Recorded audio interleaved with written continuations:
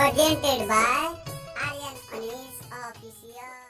उन्हीं को देख के मैं सीखा हूँ। उनका वो गाना है पुदीना भी बड़ा चलता है पुदीना।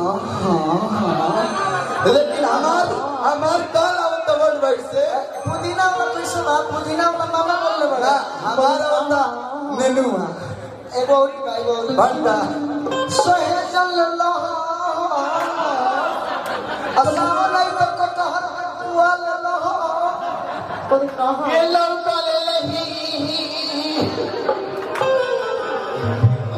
एगो भाई कल वर्ल्ड वाइड कंपनी से रिलीज होता है ना गाना के नाम है पुदीना से कोनो लेना देना नहीं है, लेकिन आजकल जो चलता तो जाने का चाहिए कि ये तना लही का रखला के मतलब का ये बेबी डॉल।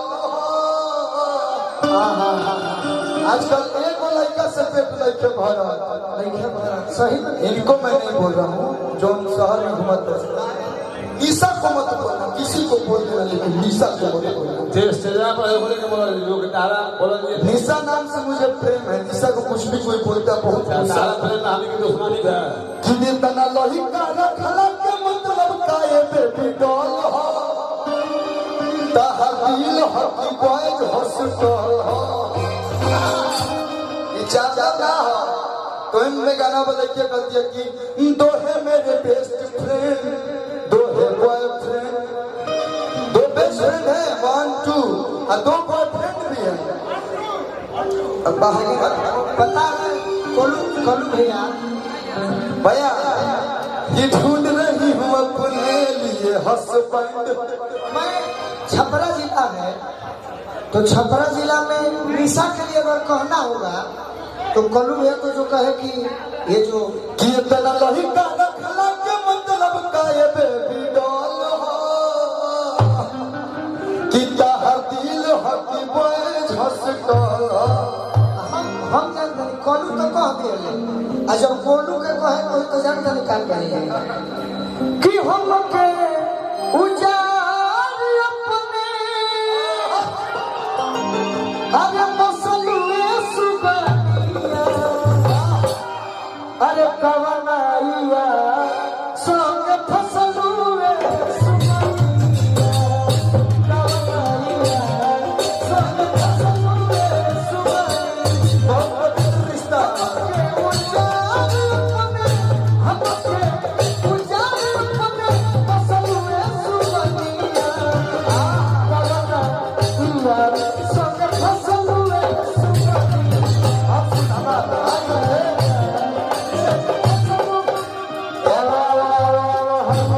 स्टेज पे जो भी सिचुएशन है उस पे को गीत है एक दिलबे बा केने केने बाटी आज तक बीच में हुनर मंत्र लात ले कैसे कि डांटी के करा के अके करा के साथी एक तोरी पिया वाले के तकिया को रसोईंदा जा एक पूरी हाथे के बहुरा चल हवाई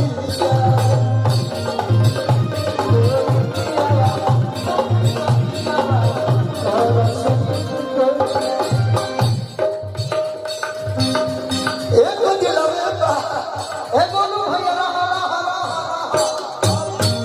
दिल के बात जब चल लगी तब दिल मेरा बहुत टूटा है छुपनी छुपनी हो अच्छा गया। भैया ए जान 2 मिनट जाई हां ई प्रेम बा एगो भैया खातिर जोर से हाला कर लो तो तनी हाला कर लो भैया हमार जाई है ये अपना दिल के बात कहले वाले को हमहू कहीं न रे निशा खातिर कहते बोलू भैया मैं लोग देव फेवर आज 2 आदमी मंच पर आई बड़े एगो दिल टूटल इनका गोड़ में गोली लगल बा हमारा हाथ में गोली लगल बा माने 2 गो घायल आदमी है आई बड़े घायल से बहुत ऐसे कहतनी कि चढ़ते तू टिंकू बाबा कि चढ़ते तू अरे बोलिया गोरिया भइलू कुलरी के फूल अरे कवने को सुरवा ससुरा जाके गइलू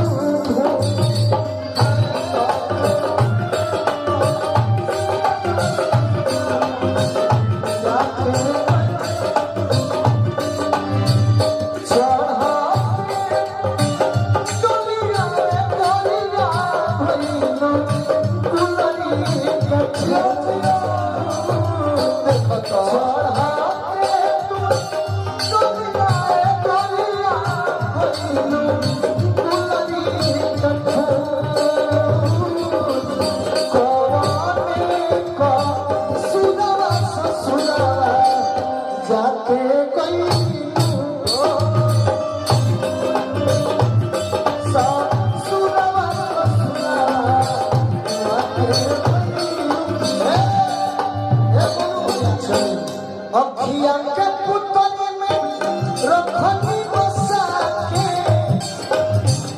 अखिया के पुतली में रखनी बसा के मिललू न जाए भाई देखो करिया के एक नंबर ले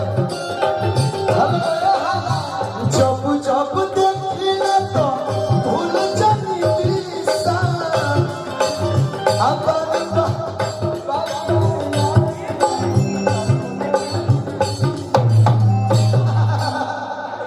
चलिए अरे कि पगला के छोड़लू आसू बाबा हे पगला के छोड़लू अरे मोहई मोन पैलू आग में दिहलू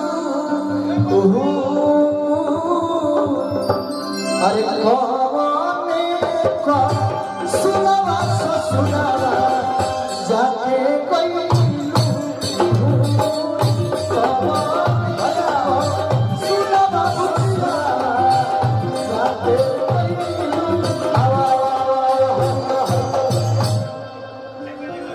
चलिए बहुत बहुत धन्यवाद।